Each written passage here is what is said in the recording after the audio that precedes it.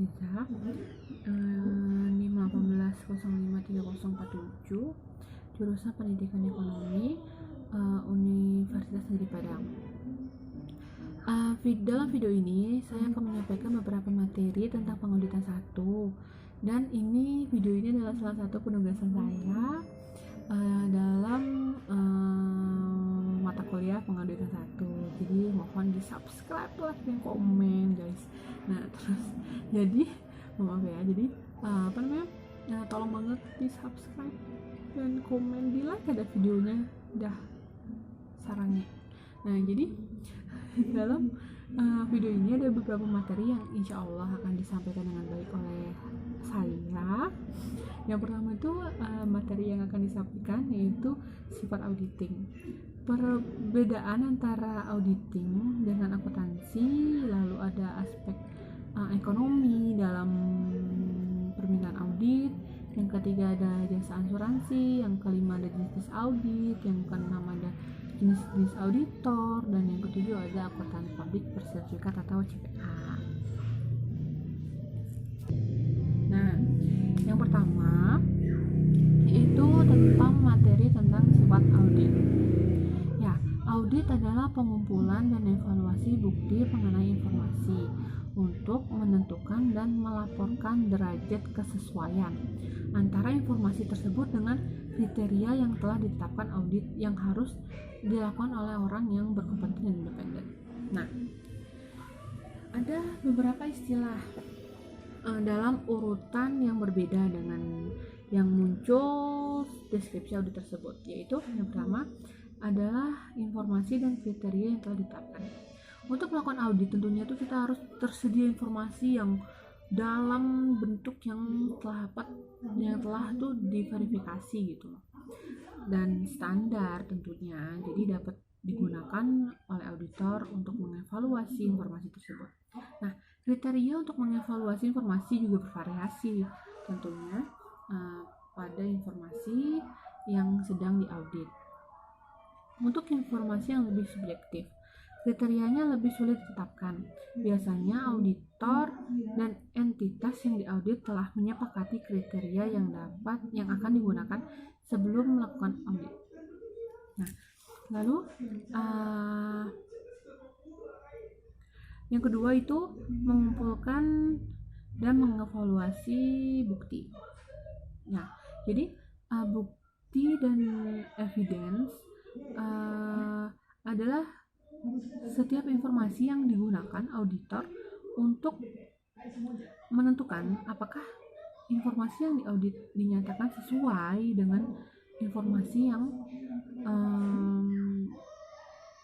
telah ditetapkan gitu. Jadi bukti itu juga memiliki beberapa bentuk yang berbeda. Jadi buktinya itu ada sekitar 4 macam bukti.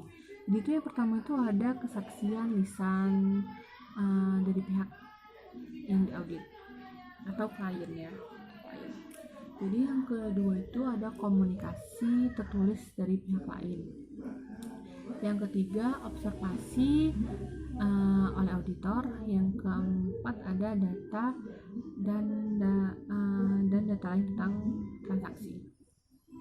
Nah, yang ketiga itu kompeten dan independen. Kompeten dan independen itu adalah kompeten sendiri ya artinya. Jadi kompeten itu artinya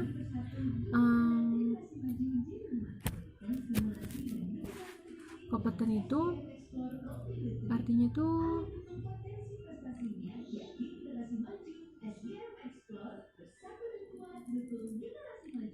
jadi kompeten itu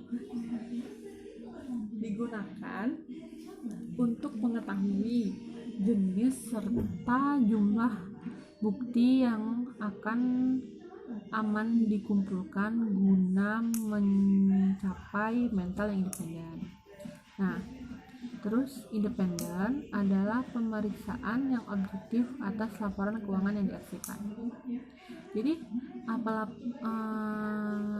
Jadi yang keempat itu adalah pelaporan. Laporan audit adalah laporan alat formal yang digunakan auditor dengan mengkomunikasikan kesimpulan tentang laporan keuangan yang diaudit kepada pihak-pihak yang berkepentingan. Lalu untuk materi yang kedua yaitu perbedaan antara audit dan akuntansi. Audit atau pemeriksaan dalam arti luas bermakna evaluasi terhadap suatu organisasi, sistem, proses, dan produk. Akuntansi sendiri adalah pencatatan, pengklasifikasian, dan pengikhtisaran peristiwa-peristiwa ekonomi yang bertujuan menyediakan informasi keuangan untuk mengambil keputusan. Lalu yang ketiga adalah aspek ekonomi dalam permintaan audit. Apabila bank itu meminjam perusahaan, maka suku bunga yang dikenakan akan ditentukan oleh 3 faktor ini gitu. 3 faktor itu yang pertama suku bunga bebas resiko. Yang kedua resiko bisnis bagi nasabah. Yang ketiga resiko informasi. Nah, jadi audit itu tidak berpengaruh terhadap suku bunga bebas resiko dan resiko bisnis, tetapi dapat menimbulkan dampak yang signifikan terhadap resiko informasi. Pengaruh resiko informasi dapat berdampak signifikan terhadap kemampuan peminjam untuk memperoleh modal dengan biaya yang wajar. Lalu yang keempat ada jasa asuransi. Adalah jasa profesional independen yang meningkatkan kualitas informasi bagi para pengambil keputusan jasa asuransi, yang terdiri dari jasa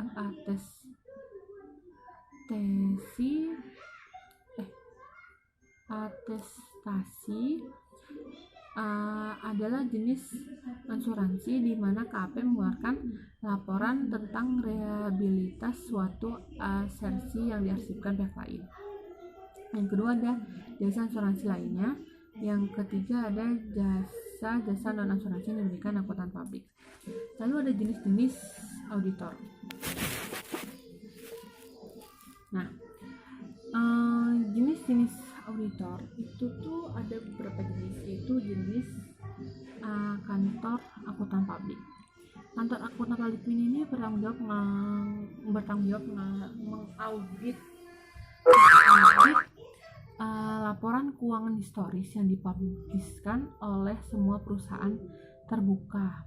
Kebanyakan perusahaan ini perusahaan yang cukup besar, dan banyak perusahaan serta organisasi non-komersial yang lebih kecil. Lalu ada auditor internal pemerintah, yaitu auditor yang bertugas melakukan audit atas keuangan negara dan instansi pemerintahan. Yang ketiga yaitu auditor badan pemeriksaan keuangan. Auditor badan pemeriksaan keuangan adalah auditor yang bekerja untuk BPK RI atau Badan Pemeriksa Keuangan Republik Indonesia. Terus ada namanya auditor pajak. Auditor pajak ini biasanya itu Direktorat Jenderal Pajak, bertanggung jawab untuk memberlakukan peraturan pajak. Lalu ada auditor internal. Auditor internal itu auditor yang dipekerjakan oleh perusahaan untuk melakukan audit bagi manajemen seperti sama seperti BPK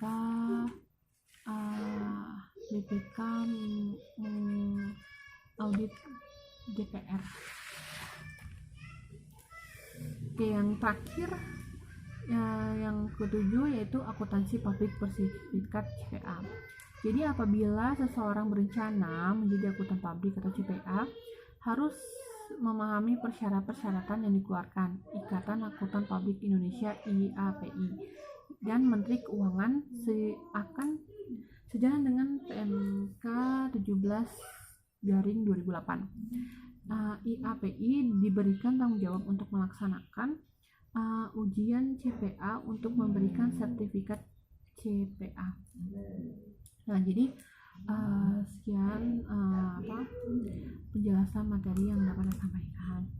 Mohon maaf bila ada salah kata maupun perilaku maupun suaranya yang kurang keras karena suara saya kecil bernasi besar. Oke, thank you guys. Mohon maaf banget kalau sekali ya, mohon maaf setelah ada salah-salah kata atau perilaku yang dapat yang disengaja pun tidak. Assalamualaikum warahmatullahi wabarakatuh. Jangan lupa subscribe.